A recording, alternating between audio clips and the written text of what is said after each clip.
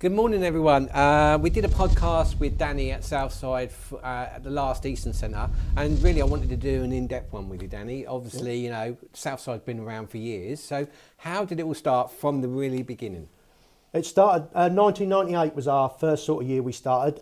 Me and my business partner at the time, Paul, we've been schoolboy friends. We started the business. We both used to race for a local place called Seven Hills Motocross back in the day. Rowley then decided he was going to pack up, so we sort of started from there. Started in a very small way, just a few spares on the van at the Eastern Centre meetings. Then it developed into the shop, workshops, now to the point, obviously we've still got the shop, the workshops. We've got 2 spares vans, and both of them are out nearly every weekend from March all the way through till the end of October. So. Okay, and obviously Southside, how did it become the name of Southside? Well, there's a funny story to it. Obviously, we kept thinking about names, spent ages, but the only thing was, in the end, we are the Southside end of the village of Rickenhall. So Okay. we've been here since the beginning. Yeah. It's always been the shop and the workshop. So yeah, so we are the Southside of Rickenhall. And that's how SouthsideMx So was how we born. got our name, yeah. Okay, Yeah. and obviously the void was when this Seven Hills guy Rowley went. You decided, right, that was it, a void.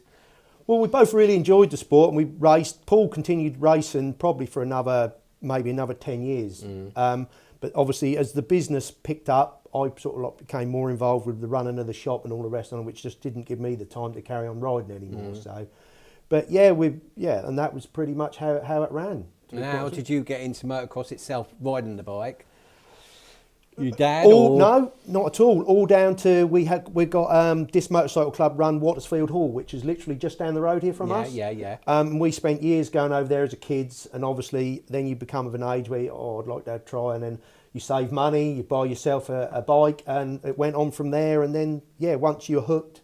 And I think I'll still say it. I think a lot of people in this day and age, even though if they do give up for 5 or 10 years, at some point they'll always come back and have another go, because you get so hooked on the sport. And what age was you when you first got on a bike? I wasn't like everybody else. I obviously had to start work, so I was probably 17 once I'd started work. Started earning myself a bit of money. Probably started on an old bike that was probably too old, and then just built up from there and got newer and newer bikes, and then just got involved with it and just kept going from there. Then eventually, like I said to you, we've done more and more. Met Rowley from Seven Hills Motocross, because at that time he was a big shop in the area, probably a big shop. Where was that then? They were based over at Ingham near Bury St Edmunds. Yeah. And then we started using him all the time, had the bikes, had the newer and newer bikes, and just kept racing every weekend. And did you win anything, championships? No, didn't win any championships, just really enjoyed myself at the time.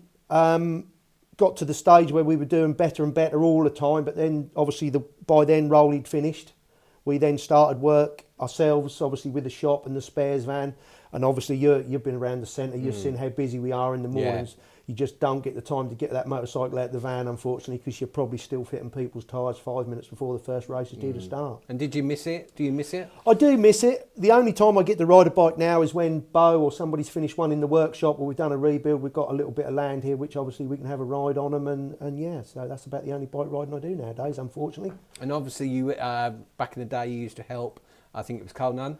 Yes, I had a lot of riders in the time. We had a British Championship team for probably 5 to 6 years.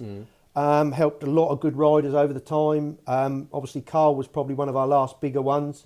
He sort of won the Eastern Centre for us for about 4 years on the bounce, which everybody knows Carl within the sport is a really nice lad. So, we've done loads of interviews with him, and he's brilliant, you know, always got time for us, and that's what I like about him, you know, nothing's too much for him. No. He always will help us out. So obviously, bring it up, so obviously in the last 5, 6 years you've had little riders that are now becoming... I just, throughout the sport, there's a lot of riders who are not quite there, and they are quite a few, they are people I do like to help. You get a good rider, chances are he's got a lot of product, he's got a lot of stuff, and he probably doesn't need any more. Whereas you see guys, just for example, we've got young Will Farrer.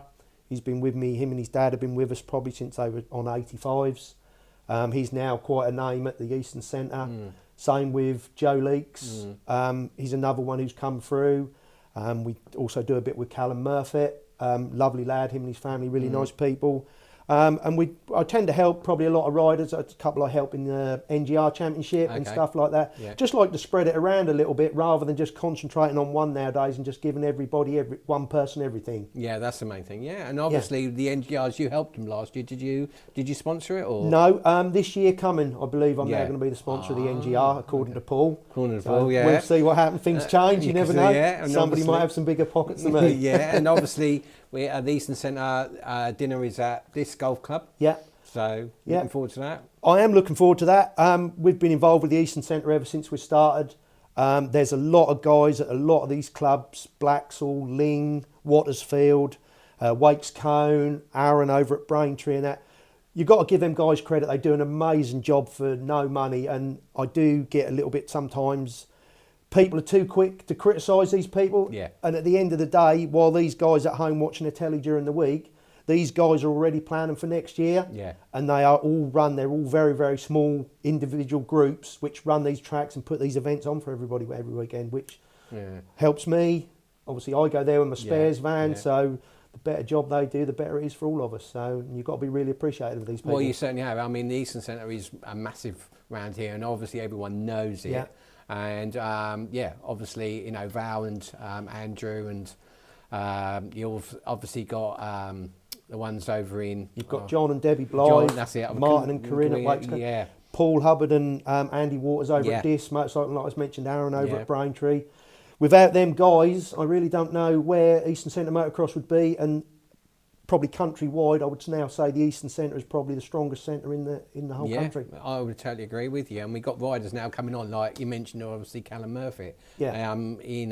He's gone on and he's now in MX2. Yes. He's done a lot for the British MX Nationals, and he did some of the Bridgestone. So, those riders now coming up, and they'll be there for the next couple of years. Well, that's the one thing, like I said to you, by helping the younger rider, we've got a lot of established riders at the moment in the centre, and they go off and do their own things at the British Championships. But like for me, going forward, obviously, is maybe to have your rider potentially for like 3 years' time and 5 years' time. Good guys are having a go. They might not win it, but they're there week in, week out, and they're trying. And everybody, we do like to see somebody who's trying really hard. Well, that's the main thing, and you're always there to help. Yes, if we can. Yep. And I think whether it be a rider we support or anybody, we always try and do our best for us at the meetings and through the shop. And you're quite connected with a lot of people around motocross. Bespoke, Charlie. Yeah, we got Charlie with the graphics. Obviously, like last year, we gave you a bit of a help with your team and stuff, and just try and spread a little bit about everywhere rather than just, like I said, just giving everybody everything. Yeah, exactly. It all helps the sport if we can. And that's the main thing. I mean, there's no money in motocross. No, unfortunately not. We see a lot of good riders I've seen come through the schoolboy ranks. Eventually they hit 17. Dad says, well, you'll have to pay for it yourself now, son. Well, for a 17-year-old lad, he's probably got a lot of other ideas what he wants to do other than motocross, and they disappear. Yeah. But you will get your guys that are there, and Dad still supports them well into their 20s and late 20s. So, And that's the thing, isn't it? I mean, you talk about it. I mean, going through all the ranks, as soon as you're like 17, that was it. You know. But then you've got other people that build on where they get the help from their parents, and it's great. I mean, the Eastern Centre last year and the year before did it brilliant. I loved it. I must admit, it was great. And meeting all different people, everyone's there to help. Like I said, that's a lovely area to be in. Like I said, the clubs are friendly. They're all helpful. They all want members. I know, like I said, we've also one of our spares vans predominantly over at the Norfolk and Suffolk Club over at Great Hockham. So we do a lot with Donna and them over there. And for us, that's our feeder, hopefully, into adult motocross. A lot of the kids start 85, 65s, and then predominantly through the years, you'll see them appear, hopefully in the Eastern Centre, go on to do British Championships, whatever. So, Danny, obviously, kits. So who's your main suppliers this year? We've got 3 this year. We just took on this year for 2024. We'll be taking on the 7 Cloven. We've always done a bit of Alpine Star, and we've done a lot with Fly over the last probably 5 to 6 years. So they're predominantly our main brands. Other than that, obviously 100% goggles, Oakley goggles. There's quite a bit of stuff. We do a lot with Leat as well. Thing is, there's a big choice now in the motocross world. There's probably 15 clothing companies that are all having a little go. So it's difficult to choose the right one, put it that way. But we do our best, and like I said, we stick to them sort of 3 brands. So we know we've got backup from the suppliers. So if we have problems with kit, 9 times out of 10 we can go back to them. If we've got a problem with a tear or a rip or anything like that, or any problem with a crash helmet, we need a new peak. So we tend to stick with them sort of three, and they sort of look after us, to be fair. And obviously you operate a workshop Monday to Friday or Monday to Saturday. Yeah, workshop. We don't, obviously bike-wise, obviously I sell a lot of second-hand bikes through the shop. We've got workshop facilities. I've got 2 good lads in there. It's difficult to say, really. I've never took a brand on. I've never really tried to put all your eggs in one basket. No. At least that now means if you've got a KTM, a Husky, a Honda, Yamaha, Kawasaki, we can fix sort of any of them and access the parts pretty easily. And what kind of stuff do you operate in the work? Full engine rebuilds, fork and shock servicing, anything that goes with it, tyres, tyre fitting. You know, all our tyres are fitted for the price of the tyres and all that sort of stuff. So yeah, we try and do as much as we can for. And obviously you had Bo and Scott, and Bo's been with you for how long? Cool. Bo's been with us a long, long while now. I wouldn't like to. I'd say probably it's part of 12 years, I would imagine. Really? He's started in the workshop, and he's only ever been in the workshop. So he predominantly looks after that. Obviously, I've now got Scott. He looks after the van over at Mildenhall at the spares track, tyre fitting and that. He's over there a couple of days a week. And that's Tuesday and a Thursday? Tuesday, Thursdays and Saturdays and Sundays. God. So. And then you've got the Eastern Centre when that kicks off. That's March this year, is it? Yeah, it normally starts sort of like probably late February, early March. Yeah. And obviously most clubs throughout the Eastern Centre have probably about 3 or 4 events a year. So that keeps us busy, as well as Norfolk and Suffolk. I think we probably go to Hockham out 8 times a year, something like that, 7, 8 times a year. So yeah, no, it's good. It keeps us all busy, and like I said, we're just trying to keep meeting new people all the time. You know, and you get to know the. Like I say, the amazing thing is every year at the Norfolk and Suffolk, the amount of youngsters come in and start, and you see them build and build and build over probably 5 or 10 years till, like I said, eventually they arrive at the adult stuff. Also, we want to talk about Harvey. How is Harvey? Harvey at the moment is doing very well. We're on constant, obviously, trips backwards and forwards to hospital, but at the moment he's progressing best he can, and at the moment he's a happy, joyful little boy, and he's bouncing around and like any 4-year-old. Yeah, exactly. So. And obviously next year we want to do things for him, where we're involved and you're involved. So the shirts, we're gonna do a practice day? Yeah, well, you've been collecting shirts and signatures. This year just gone, we've done a massive bike ride for him. Next year I'm hoping there's going to be a charity football match. Hopefully we're going to have a practice day as well, and obviously all the proceeds for that are all going to Duchenne muscular dystrophy. So, and if you want to make a donation, come and see you. Yeah, well, I've been blown away this year, and maybe I can take this as a bit of an opportunity to say a big thank you to all the clubs in the Eastern Centre, people like yourselves. I can't mention everybody because there's so many people, and that's really sort of like, all I can do is just say a massive thank you to everybody who sort of donated towards the cause.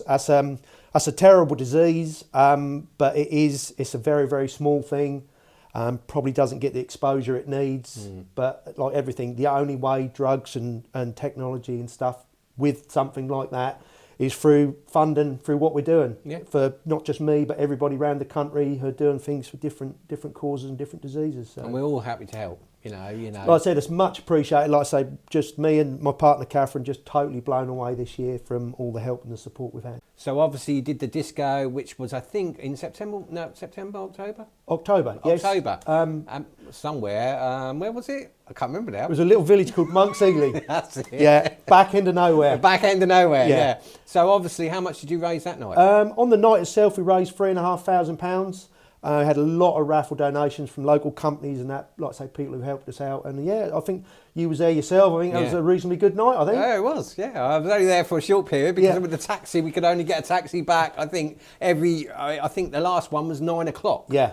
So a bit of a nightmare, but I enjoyed it. It was good. Hopefully everybody had a good evening. Like I said, hopefully next year we're going to have a practice day as well, and like I say, we've got some shirts that are already autographed that we're going to hopefully put online, and we'll get some more for you because that's what I want to do. All right, thanks Danny very much for coming over. Paul. I really enjoyed it, and we'll do some more podcasts with you in the next year at some point. But have a nice Christmas, and I'll speak to you soon. And you, thank you very much.